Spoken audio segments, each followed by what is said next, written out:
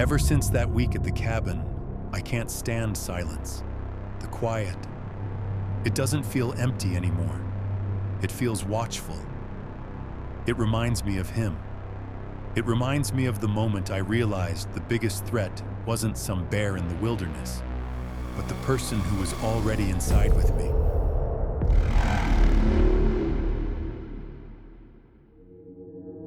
I'd hit a wall. You know the feeling.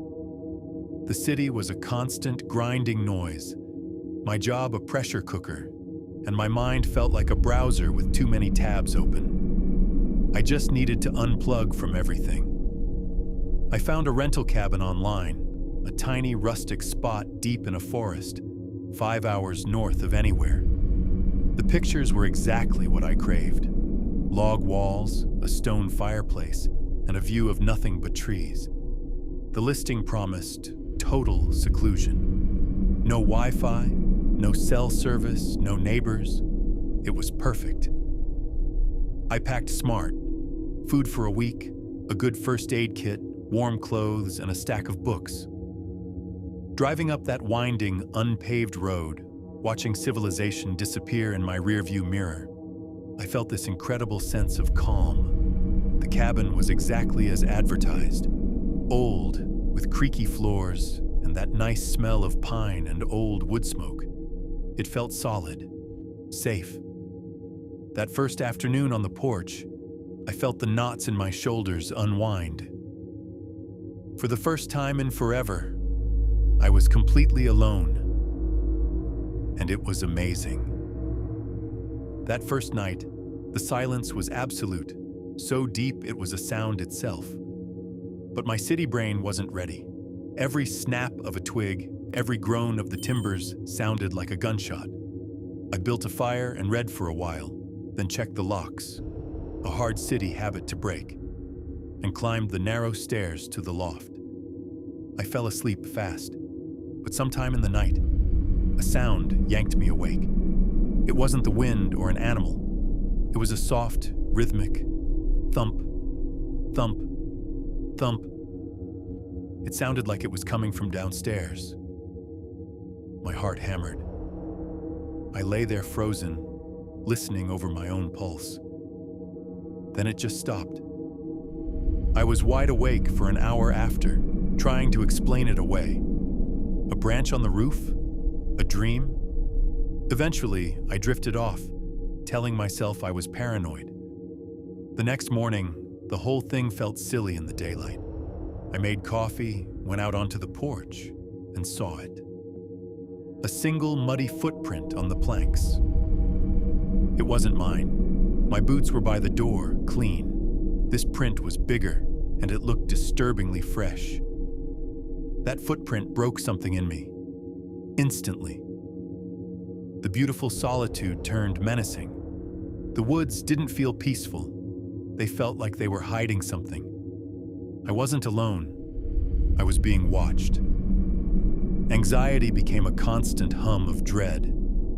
I was checking locks every 20 minutes, peeking out windows at every sound. Then little things started happening that made me question my sanity. I'd come back from a walk to find a window I swore I had latched was now open a crack. Cans of soup were rearranged. Was I just forgetting things? Was the stress making me an unreliable narrator in my own life? Sleep became impossible. I'd jolt awake in the dark. Positive I heard a floorboard creak. By day 3, I was a wreck. I had to know if someone was really out there. I did a loop around the cabin, and 50 yards out, behind some bushes, I found it. A small campfire with the ashes still warm, and next to it, a single cigarette butt. My blood ran cold. I wasn't paranoid. I was being hunted. That night, a storm hit. The wind howled. Rain erased the world outside.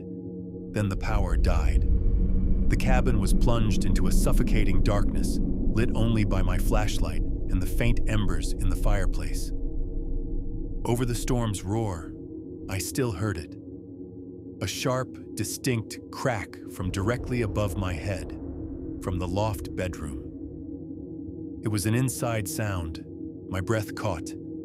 My survival instinct finally kicked in, overriding the panic. I grabbed the iron fire poker. Standing at the bottom of the stairs, I pointed my shaking flashlight into the dark loft. "Who's there?" I yelled. Only the storm answered. "I know you're up there. I've called the police." A dumb lie. There was no service. Then, a voice floated down from the darkness. Calm, raspy, and chillingly casual. "No, you haven't." My light found him. He was just sitting on the edge of my bed, a gaunt, pale man with hollow eyes that soaked up the light. "This is my place," he whispered. "People like you just visit. You use it up and then you leave. But I stay." My mind spun. He hadn't just gotten in. He'd been here the entire time, in a crawl space I never knew existed. He was the thump in the night, the footprint, the reason I thought I was losing my mind. He stood up slowly. "I don't like visitors," he said, his voice losing its calm. "They make noise. And you've been the noisiest of all." He took a step toward the stairs. The fight was already here. He lunged with a desperate, silent speed. I swung the poker wildly, hitting his shoulder. He grunted but kept coming, crashing into me, and we both went down. The flashlight flew from my hand, its beam throwing dancing shadows across the room. We wrestled there in the dark. He was wiry and desperate, stronger than he looked. I had one advantage. I knew the cabin's layout. I twisted away, scrambled up, and shoved the coffee table into his path. He tripped for a second, but it was enough. He was blocking the door, so I ran for the kitchen. My hand slapped frantically across the counter, searching for anything. My fingers found the heavy cast iron skillet. He was back on his feet, a dark shape coming for me.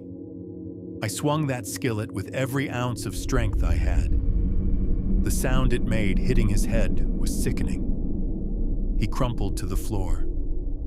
I didn't check if he was breathing. I snatched the flashlight, fumbled with the lock, and exploded out into the storm. I just ran down that dark road and didn't look back. I have no idea how long I ran, just following the dirt road, soaking wet and running on pure adrenaline. Every shadow looked like him. Every gust of wind sounded like his footsteps. Then, finally, headlights cut through the rain. A pickup truck. The driver took one look at me and helped me in. No questions asked. The police came. They went to the cabin, but he was gone. They found where he'd been living, a hidden crawl space behind the loft closet. Inside was a filthy mattress, empty food cans, and a journal filled with angry entries about the visitors who disturbed his peace. But of the man himself, not a trace. He just melted back into the woods. People tell me I'm lucky to be alive, and I know they're right. But something in me broke that night. Loud noises make me jump, but the silence is so much worse. It's a blank canvas, and my mind can't stop painting his face in the corners of every quiet room. We wanted to share this story, not just to scare you, but as a reminder of how thin that feeling of safety really is. What would you have done? What's the one thing you think is most important for survival in a situation like that?